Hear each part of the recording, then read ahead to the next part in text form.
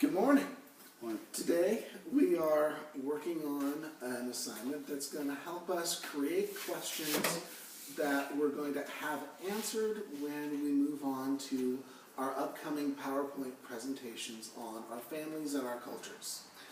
We've already written an essay talking about our family and our family history, and you guys have come up with a lot of really good information about your families and your family's history. At the same time, there's always more to the story than we think there is, and so we're going to practice asking questions that are going to help us find those answers for the future and for us to put into our PowerPoint presentations that'll be coming up. We practiced this a little bit last time when we talked about Maya Angelou's finishing school. We looked at her personal experience, and even though we could relate to a lot of it, there were still things that we wondered, there were still things that we didn't know, and we figured out how to ask for it. And that's what we're practicing again today with Sherman Alexie's finishing school. So, Sherman Alexie is a Native American writer, and he was writing about the after effects and in the context of the United States Native American reservation system. If you guys remember from American history, as Native Americans were displaced by the white population, they were moved on to smaller areas, reservations, that were sovereign nations in themselves, but didn't have any of the things that the Native Americans had before. They had very small economies, they had very little social structure and support already established because tribes were moved and broken up. And so the United States government took the responsibility of providing for the Native American population in the reservations, also partially to make up for all of the injustices that the United States government had perpetrated on the Native American population. So you had reservation churches, you had reservation schools, you had reservation stores. Everything was separate for the Native American population. And Sherman Alexie, a Native American writer, is writing about the experience of having gone through the reservation school system. Now, the story we're going to look at today, Indian education, is not a first-person story. This isn't Alexie actually telling his own story, like you guys told your own stories when you wrote your essays. But he's writing a character that can stand in for him. So even though this isn't Alexie, he's expressing a lot of the same experiences and frustrations that he would have had when he was going through his experience on the reservation schools. So what we're going to do today is we're going to go through Indian education, and we're going to read and respond to the first two chapters today, the first two grades, and follow along on the projection. And if you see something you don't understand, if you have a question, if there's something that you want more information about, then go ahead and ask it. And I'll pause every so often to see if you guys have any questions. Now later, we're going to break into groups, and you guys are going to work on finishing the essay up and coming together with more questions and start to transfer those questions to questions that you will be asking for your PowerPoint later from your own families. So, are there any questions at this point? Does the lesson make sense to you so far? Great. So let's get started, and if you guys want to follow in on our tremendous board, you are more than welcome to do that or to follow on your own paper. First grade. My hair was too short and my U.S. government glasses were horn-rimmed, ugly, and all that first winter in school, the other Indian boys chased me from one corner of the playground to the other.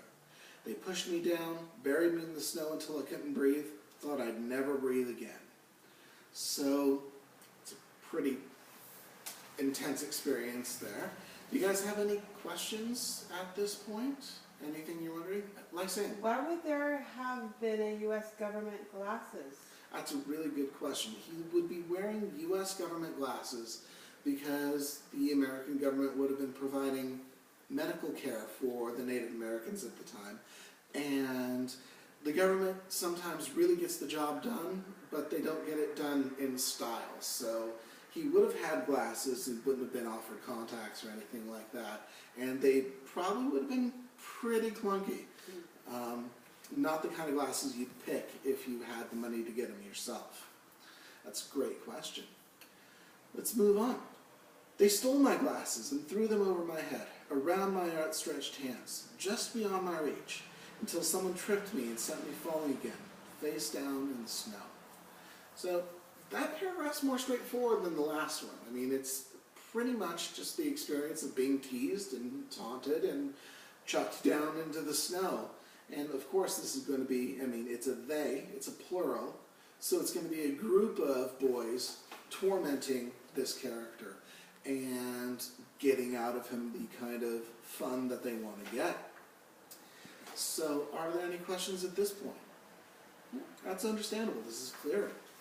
Let's keep going. I was always falling down. My Indian name was Junior Falls Down. Sometimes it was Bloody Nose or Steal His Lunch. Once it was Cries Like a White Boy, even though none of us had seen a white boy cry. So, any reactions or thoughts about this paragraph? It's kind of sad. What a division. All right, yeah, well, there is a division, absolutely. And we don't really know whether or not the division is racially based, although they do taunt him for being like a white boy. But I would assume that these are all young Indian boys. But don't kids do that? Don't they find anything they can find and pick on someone? And don't they come up with insults that sometimes don't make all that much sense? None of them had seen white boys cry. And one thing that stands out to me as a reader in this paragraph is the play on traditional Indian naming customs. Indian names very often had something to do with a person's personality or experiences or achievements. And his is Bloody Nose or Steals His Lunch. It lets you know about the experience of being made fun of for this young man. So, yeah, absolutely. Let's move on. Then it was a Friday morning recess, and Frenchie E.C. John threw snowballs at me, while the rest of the Indian boys tortured some of the other top Yo-Yo kid, another weakling. But Frenchie was confident enough to torment me all by himself, and most days I would have let him. So, I mean, the end of that paragraph lets us know that some kind of change is coming, right? Is there anything you guys are wondering at this point? What's a top Yo-Yo? Yeah, a top Yo-Yo kid? That's a great question. And that is actually answered in the context. Very often when you don't know something, you look at what's around it and you can get an answer. We find out that a top Yo-Yo immediately after the comma, another weakling. A kid that they could pick on, or felt safe picking on. And Frenchie felt safe picking on this speaker. And that doesn't stay that way. Let's move on to paragraph 8. Thank you for the question. But the little warrior in me roared to life that day and knocked Frenchie to the ground, held his head against the snow, and punched him so hard that my knuckles in the snow made symmetrical bruises on his face. He almost looked like he was wearing war paint. So that's a pretty active paragraph right there. And to me, it's dramatic, and I enjoy those kinds of things. Does anything stand out to you guys? Or it's pretty straightforward, isn't it? I do like the mention of war paint because it brings us back to the Native American culture and the ideas of that. So let's move to the last paragraph in first grade. But he wasn't the warrior. I was. And I chanted, "It's a good day to die. It's a good day to die," all the way down to the principal's office. So, are there any questions or comments at that paragraph? Pretty prideful there. Absolutely. He is proud. He's going to the principal's office. He's in trouble. And I don't know about you, but when I was a kid, when I heard principal's office, I was scared. And all the way down, I'd be going, oh no, it's the principal. And all the way down, he's saying, it's a good day to die. he's getting in touch with the ideas of his Native American heritage, the ideas of being the warrior. So yeah, that's pride. So you could ask a question about that, or you could mention that. So let's move on to second grade. Betty Towle, missionary teacher, redheaded and so ugly that no one ever had a puppy crush on her. Maybe staying for recess 14 days straight. So, anything that you're wondering about that paragraph? There are a couple things that stand out to me. One, 14 days straight, that's a heck of a punishment, isn't it? And that seems like 2 weeks, but remember, it's a school week. It's not 7 days, this is 5-day school weeks. So this is almost 3 weeks of recess lost.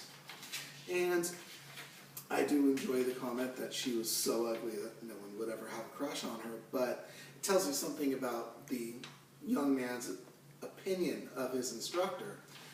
One thing that really stands out to me, she's a missionary teacher.